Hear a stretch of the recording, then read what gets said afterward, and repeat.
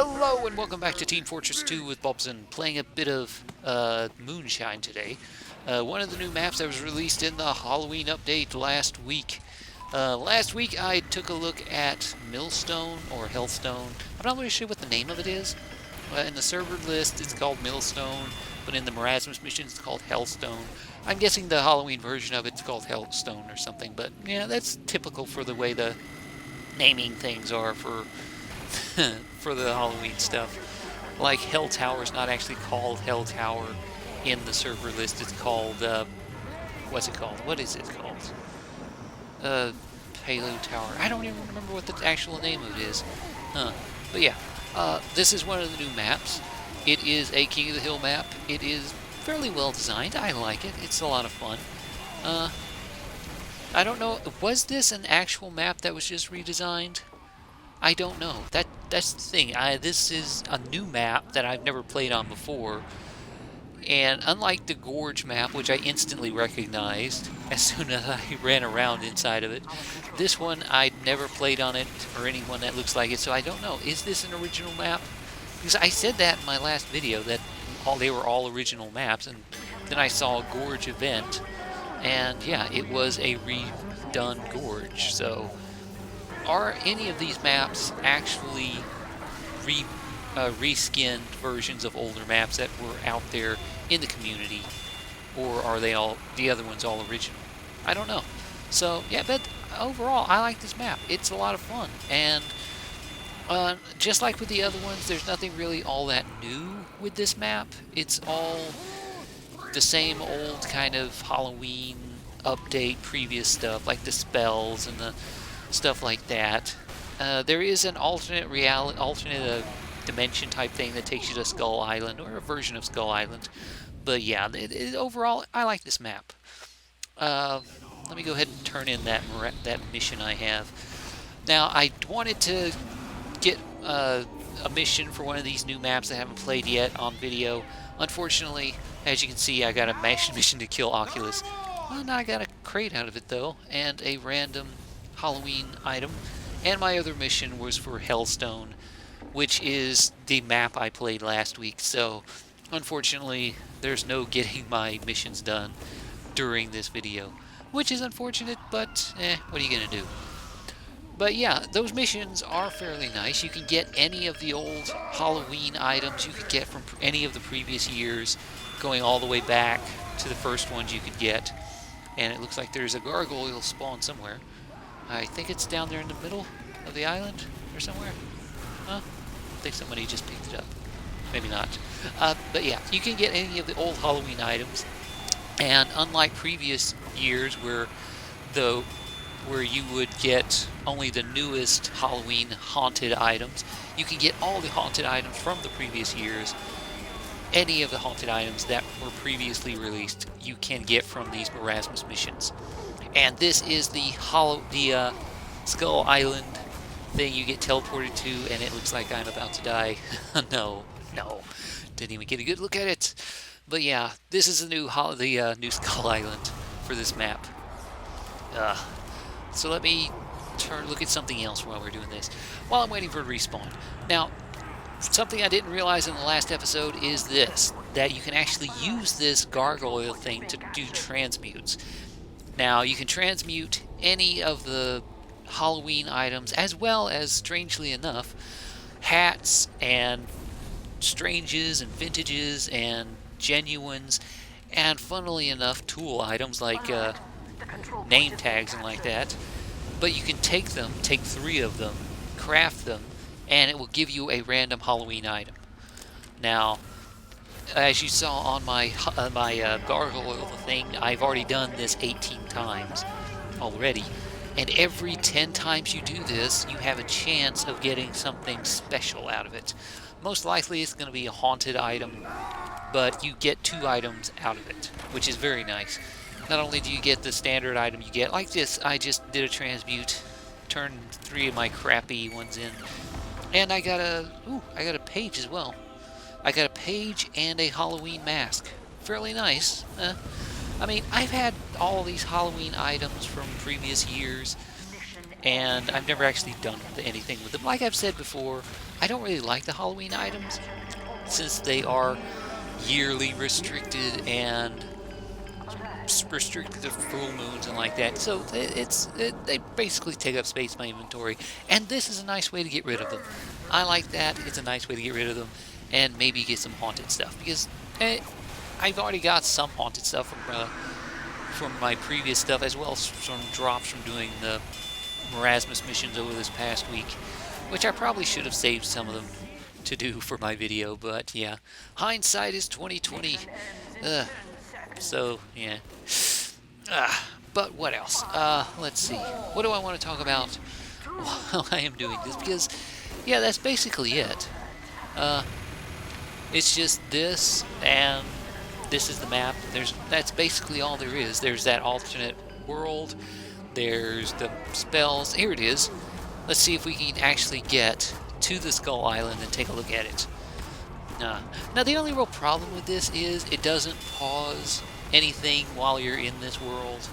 So if someone pops in here with one of those big spells like the AoE fire spell, and they can get it off on your side and kill all your team, your entire team's dead, which means they can just run through the gateway and get back there and capture the point, or respawn and capture the point.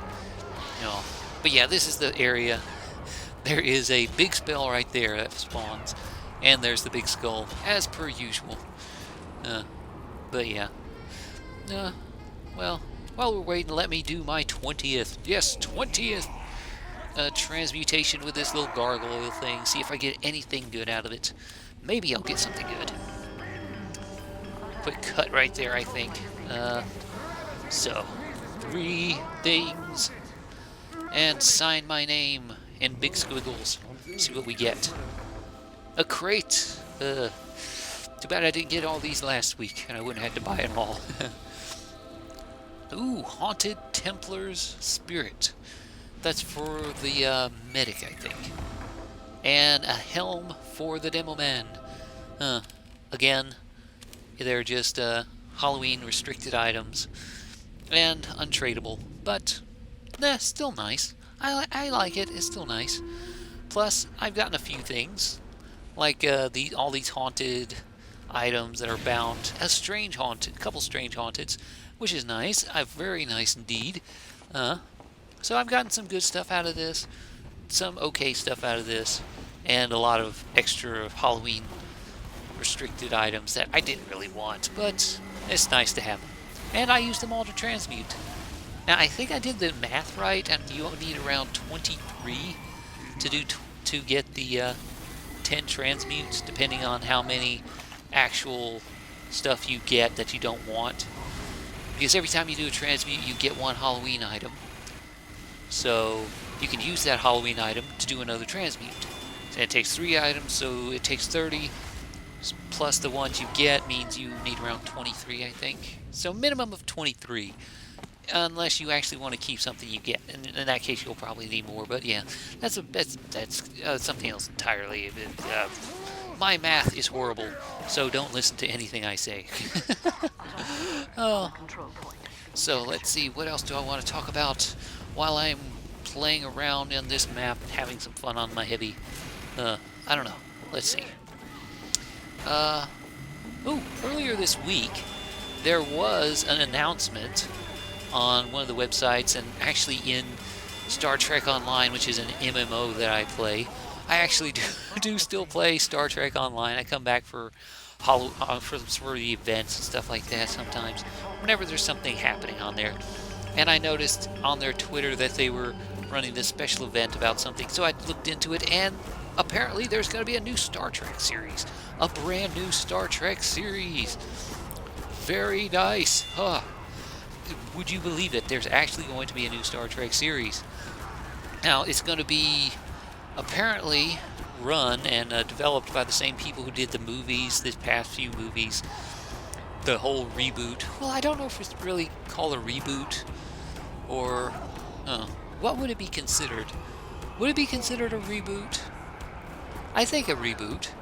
I mean, it wouldn't be a remake, because that's just kind of just remaking the whole thing. But then, it's a reboot. It's going to be from the same people who did that. I have no idea where it's going to be set, this new series, and it's supposed to be coming out sometime next year or 2017 maybe. I don't remember. I read some article about it, and basically it's going to be a brand new series. Now I don't know if it's going to take place in the new continuity where the movies took place in, where the post time travel shenanigans changed the whole history of the world of the universe and like that. I don't know if it takes place there or if it takes place in the old continuity with like the Next Generation, Deep Space Nine, and stuff like that. But if you're a fan of Star Trek, like I am, I've been a fan of Star Trek since the original, like, well, not the original series. I wasn't alive when the original series was going out, but I was a fan of the original movies and like that. And I watched the Next Generation when it was originally airing back in the 80s and 90s, and Deep Space Nine, and even Voyager and Enterprise and like that. But yeah, to hear that there's going to be a brand new series, I'm kind of excited and a bit leery of it. I mean, after Enterprise, yeah, I'm a bit leery of it. I mean, the movies were okay. The new movies that came out with the new continuity and like that, they were okay. They weren't like spectacular, great, but they were okay, and I liked them. And the fact that they're going to be coming, the new series is going to be developed by the same people who made those movies, it's could be good, could be bad, depending on where it's going to be set, when it's going to be set, could also affect it. I mean, if it's set in the new series, the new continuity from where the movies were set, then the sky's the limit on where they could set it. There could be a brand new The Next Generation, a new version of The Next Generation, where a new Captain Picard on a new Enterprise D flying around, having more grim and gritty adventures on the same vein as the movies were, which could be interesting. And perhaps Captain Picard would actually have hair. I don't know. Not that that's a bad thing or a good thing. It could be different. Or it could be set in post Deep Space Nine Voyager type timeline, or pre-timeline Next Generation, or something like that. But I don't know. Depending on where it's set, it could be great or it could be horrible. Because if it's set in the new continuity, then, like I said, the sky's the limit. They can basically do whatever they want. They only have the movies holding them back. And what I mean by that is, all they have to draw from is the movies. Everything after that is fresh and new. They can do whatever they want. But on the other hand, that's all they have. And that means they have to do whatever they want and create brand new stories, brand new settings, which could be good, could be bad, could be horrible, could be a complete rebirth of the series, or it could be so bad it kills Star Trek TV series forever. Who knows? On the other hand, if it's set in the old continuity with like Next Generation, Deep Space Nine stuff, they have an entire mythos they can draw from with those series and everything, which gives them structure, gives them something to build on, something to work from.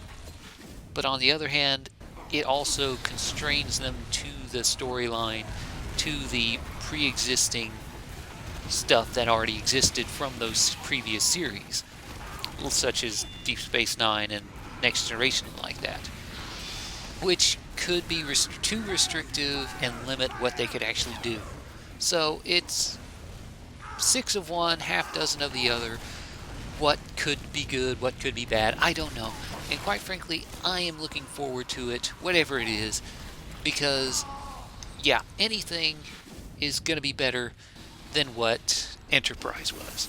I mean, don't get me wrong, Enterprise had some good stuff going for it. It had its moments, but somewhere along the line, it just kind of went off the rails and just kind of went bad. I don't know. And what really killed it for me, what really made me just hate the series entirely, was the ending. The very last episode, the series finale, just made me hate the whole series. I mean, it just killed everything, the way they ended it. I mean, if it had been the way, for those of you who don't know or don't care, this is how it ended. It ended with the founding of the Federation and everyone, the various races coming together and founding the Federation and all that wonderful stuff, which the entire series had been building up to, which is one of the things I liked about Enterprise, that you got to see all the founding races, all the founding species that you hardly ever saw in any of the other series. I mean, you rarely ever saw Andorians or the Tellarites or anything like that in Next Generation or Deep Space Nine or anything like that. So actually getting to see these races, getting to see how the Federation was born and all that, was nice. And they ended the series where it should have ended, with the founding of the Federation. The problem was, it wasn't real. I mean, the entire thing, the entire story, was taking place in a holodeck simulation on the Enterprise during the Next Generation, and Riker was running the program, and the entire thing was taking place during an episode of the Next Generation. That was the big twist at the end, with Riker and Troy walking out of the holodeck, talking about some moral dilemma of whether or not Riker should turn in some admiral about the patently illegal shit he was doing. And yeah, it just kind of cheapened the whole thing. The fact that what you were watching was just a simulation. I mean, yes, I know it's just a story, I know it's just a TV series, but damn it, that just annoyed me. It would have been better if it had been like time travel shenanigans. At least that would have fit in with the themes and overall arching story that was going on throughout the entire series. Time travel. But no, it was just a hologram. Holodeck. Well, anyway, that's enough for me this week. So I think I'm going to cut it here because I'm rambling on too much. So anyway, thanks for watching. This has been Bobson, and until next time, I will see you later. Bye.